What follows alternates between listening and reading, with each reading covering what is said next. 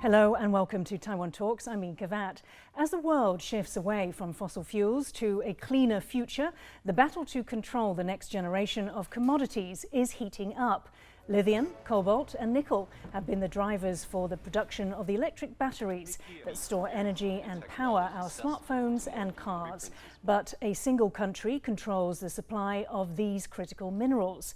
China holds a 77% share of the supply of cobalt, nearly 70% of lithium, also known as white gold, and nearly 60% of nickel. China has long dominated the processing of these minerals and is now moving into controlling the mining of them.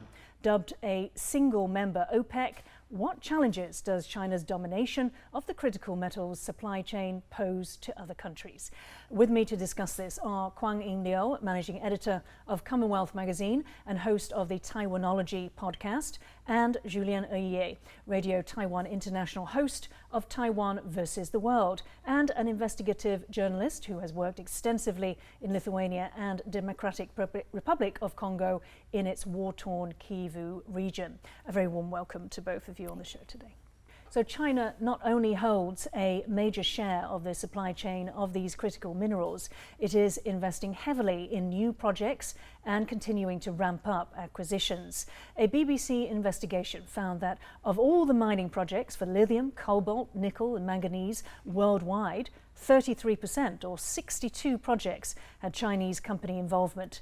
Beijing's footprint stretches across the Americas, Africa and Asia, with its lithium mines in blue, cobalt in red, nickel in green and manganese in purple. China appears to be winning, Kwang-yin, the minerals war. So how is it that it's managed to dominate the supply chain? I think 10 years ago, people were talking about energy transition and we're talking about renewable energy. But basically, when no one was not looking, China was able to secure a lot of upstream and mining resources across the world, especially in the resource-rich regions in Africa and Latin America. So that was the vision that they had was a long-term vision. Right. It was actually a strategic plan for China's industry and also to clean up the environment. In the early 2000s in China, there was a lot of grievance about air pollution, actually. So I think back then, there was this plan, 5-year plan and 10-year plan to promote new energy vehicles, the 新能源汽车. So it was part of the plan to promote electric vehicles and phase out the internal combustion engine vehicles. And this was something that the Western countries were not focusing on, because the German car makers and the Japanese car makers, they had the advantage of the internal combustion engine vehicles. They were not really investing in the battery electric vehicles. And China thought this is a great chance for them to leapfrog and to secure the resources. And that is why they were able to secure a lot of upstreams in Australia and Africa and Latin America. So that sort of first mover advantage that you get. How about, government support and perhaps even cheap labor? Right. So because it was such a strategic plan as early as the 2019 or even earlier than that, there have been a lot of subsidies for companies that make new energy vehicles. Subsidies that go to the car makers and also the battery makers. And that is why a lot of the EV makers such as BYD and Great Wall, and especially also the battery makers such as Ningde Shidai CATL, they have been able to really ramp up their production over the past decade. And so it's becoming very cheap for Chinese consumers to buy electric vehicles. It could be as low as $10,000 if you buy locally in China.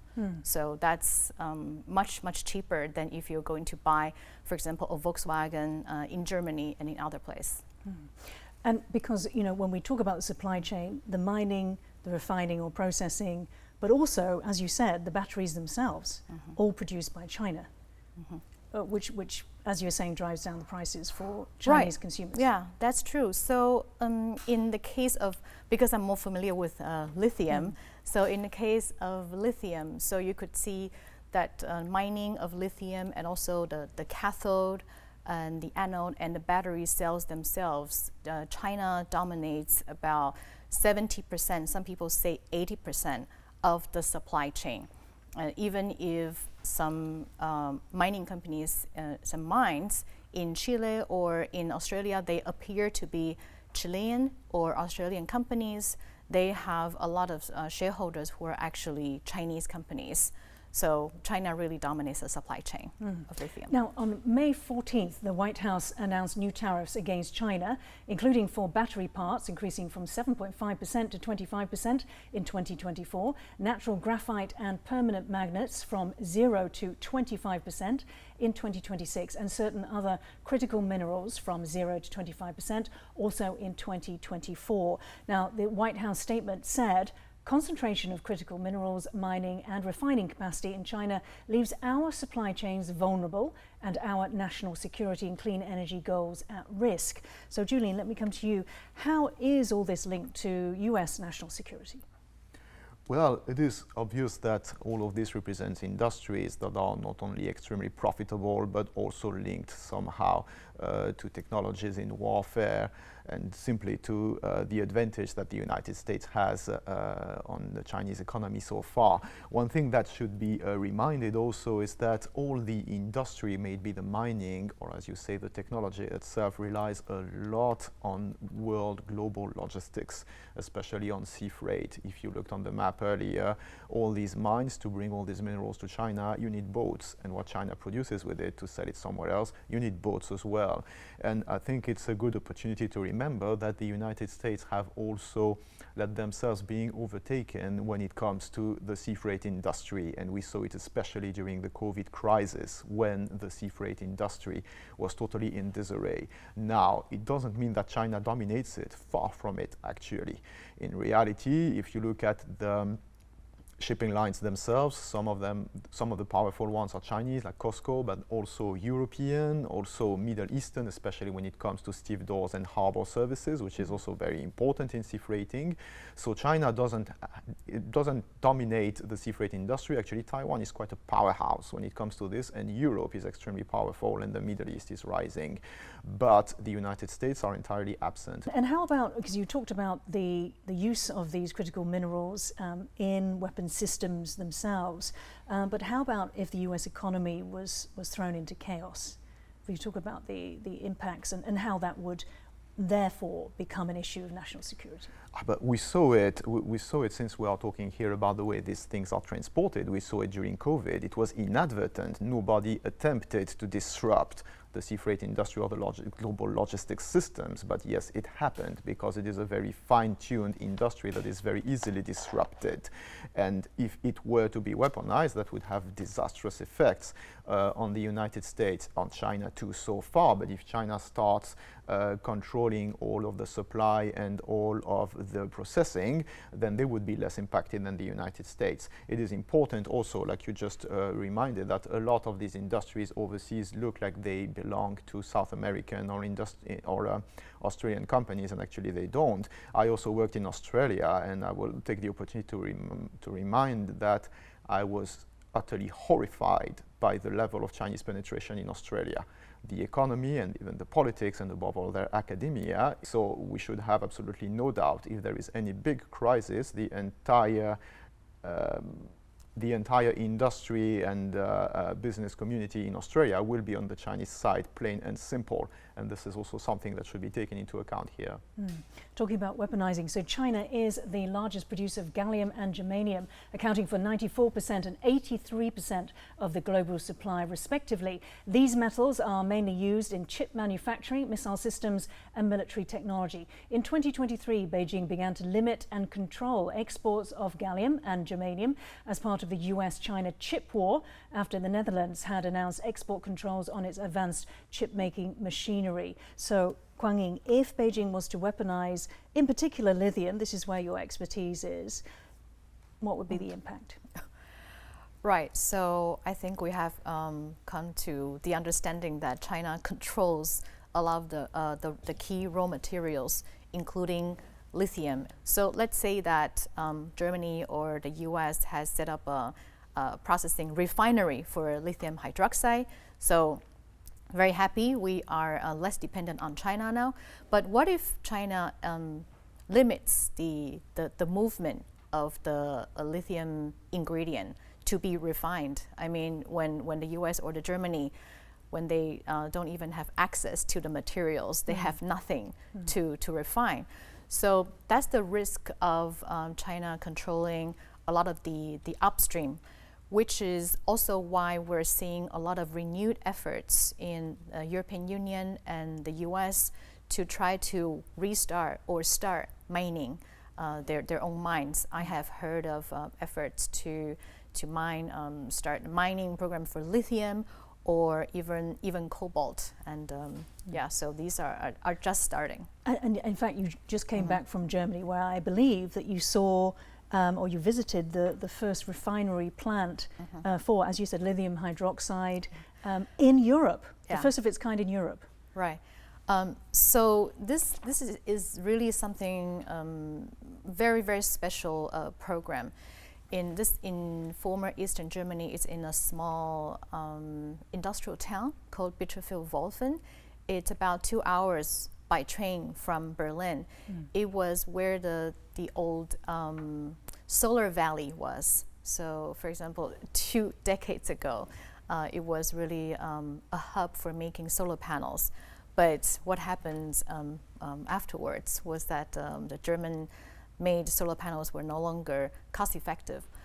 Right now, they're trying to revive the industry, and one of the latest efforts is established by a company called AMG. It's a European mining company. They have a lithium mine in Brazil. So they will have the materials for the refinery. They are going to refine really high purity lithium hydroxide from 95% to 99%. And they will start producing later this year. But right now, ironically, they are still importing their materials from China. Right. It's for the time being, but in the future, they plan to import materials from their Brazilian mine. And they consider a very important effort to establish a local supply chain for lithium. That's very necessary for an EV supply chain. But some people might argue it's too little, too late, because it takes years for these productions to really ramp up. Yes, but that being said, the CEO apparently has said that they plan to cut China out of the supply chain by 2028. So maybe that's quite ambitious, but it's no harm in having big goals. Right. Julien, so in the US, the Oni cobalt mine suspended operations last year, just 5 months after the opening ceremony, and they cited that there was a flood of Chinese mined cobalt from Indonesia and the Democratic Republic of Congo. Now, you've spent quite a long time there reporting. Can you tell us what sort of environment China is operating in the DRC? So in the DRC, I was working in the Kivu region, which represents the eastern part of this extremely large country. Which is far away. I mean, Kinshasa, the capital, is on the other side of the country. You're deep in the jungle, you're in the wilderness, and it's been torn apart by civil war for more than 20 years. We are talking about an environment in which I was working with Dr. Denis Mukwege, who got the Nobel Peace Prize for his humanitarian work in the area. He estimated in something like around a decade, more than 20,000 women mutilated and raped. So we are talking about an absolute disaster, an absolute humanitarian disaster, where violence is endemic, where armed bands have some sort of pretense of defending one ideology or the other, but actually are just roaming villages, raping and mutilating women, killing men, and whoever survives will be working for free in a mine out of fear of repercussions. And all these minerals then are smuggled out of the Congo, mostly through Rwanda, and sold to other countries and to other companies. So it is extremely important to remember that all these minerals are blood minerals. We talk about diamonds, etc., but this is beyond anything you can imagine. We're talking on a situation in which on the table between you and I here, I saw children bleeding to their death. this is the kind of context we're talking about. What steps are being taken to help improve the situation, and is China part of that? To be honest, no step has been taken to improve the situation there by anybody in the last quarter century. There are humanitarian workers, people like Julien Oeuillet and others, a lot of Belgians and also Swedish NGOs who are being active, trying to relieve the suffering of the population, but the situation remains the same, primarily because of, I am the person to tell you that, nobody cares. I wrote and wrote and wrote again about it, and nobody cares. These people can just suffer and die in silence, and nobody cares. So the message starts getting a bit of momentum in Europe, to a certain extent in the United States. There are some people who start talking about it, questioning it. Is that level of consciousness has reached China yet? I am not seeing it. Okay, let's move from DRC, Kwang-yin, to the Lithium Triangle. This is a place that you visited, Lithium Triangle being Argentina, Chile, and Bolivia. And I understand that 50% of the world's resources basically are contained within this Lithium Triangle. And in your magazine, you called it essentially the new Middle East. So tell us what you found on your trip there. So you might be able to see it on the screen. So this pond of yellowish green. So this is a solution that has some concentration of lithium. So basically in Chile, how they mine lithium, it's not rock mining. So they pump the brine from this underground well, I would say, and they would just leave the brine in the ponds, and they call them salars. They let them evaporate. And this whole process takes about 1 year, and they would move the brine. The concentration will increase, and they will move the brine from one pond to another. So the color of the brine would turn from light blue, like a Tiffany blue, and then to yellow, and the highest concentration is yellowish green. They would take this really high concentration brine and take it to a town that's 80 kilometers away called Antofagasta, and they have a refinery there. So this is all owned by the Chilean mining company called SQM. So they would produce either lithium carbonate or lithium hydroxide from the brine, and they will then be put into huge bags and shipped out to, guess where, China, to be processed and to be made into cathode. That's a very important material for batteries, and then turn into battery cells. So there, the scale of the salars was really something I have never seen. It was really vast. The area of the concession area of the salars is the size of 800 Taipei cities. So really, really huge, and it was the middle of the Atacama Desert in Chile. It is the driest place on Earth. It could get as hot as 60 degrees there. Right. So it rarely rains, and this is really where the lithium comes from. And the story, I did the story because I really wanted to show people how much environmental cost we are imposing in the environment when we think, oh, lithium batteries and EVs are good for the environment, they are very clean, but at the same time, extracting resources from the earth, whether it's rock mining or brine, it's all a cost. It's something that we have to pay. So that comes in the water that's required, is it, in terms of, so how much water to extract how much lithium? Right, so I don't have the number actually, but when you talk to the mining company, they will say that, oh, this is some misunderstanding because brine is not the same with underground water.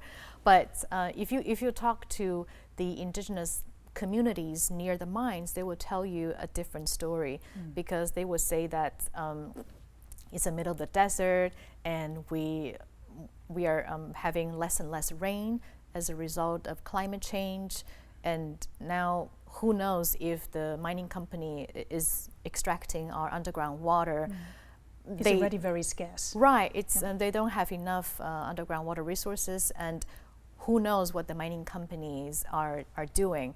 But they're sort of having no choice but to kind of coexist with the mining company, because the SQM is giving a lot of money and projects helping the indigenous communities build out farms for alfalfa and a lot of water irrigation projects. And very quickly, there's a Taiwanese team that is also trying to play a role in this. Tell me what's driving that. Is it a particular need or particular strength?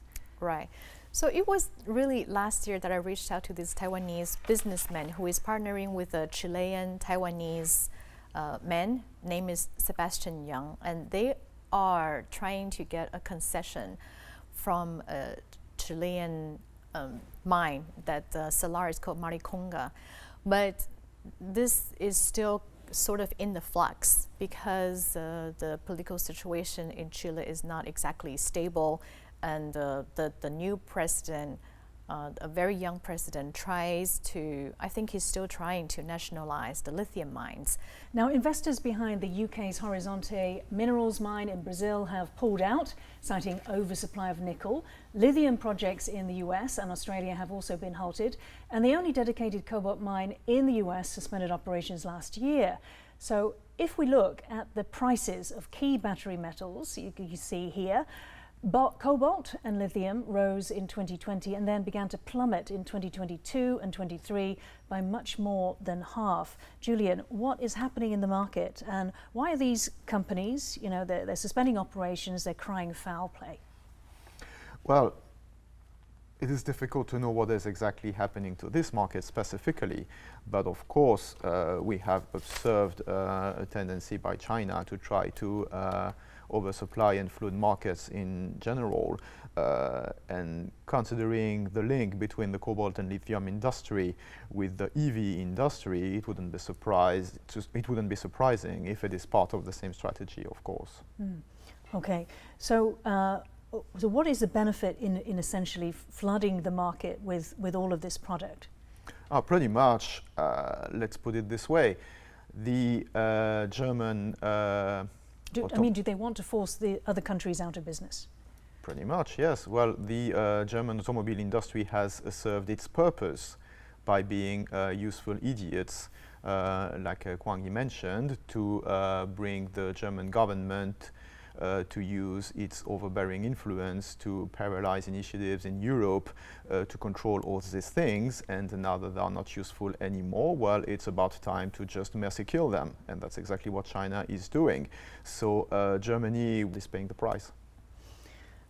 Okay, let's move now, thank you. Let's move now to the net zero target that all the countries many countries have signed up to. So United Nations said that the mineral demand for this needed to get to net zero would mean an increase by sixfold by 2040, and lithium itself alone is actually a 40-fold increase, and by 2050 the general demand will increase 60-fold. So my question is, China is making available these cheap metals.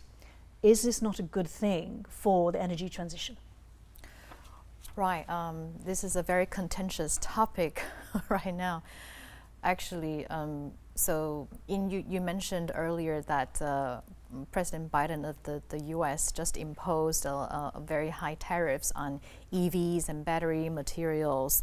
The main aim of which is to drive reindustrialization, in my opinion, for the U.S., and I think the European Union is also discussing something similar to maybe impose tariffs on these materials. So you believe it's an economic reason?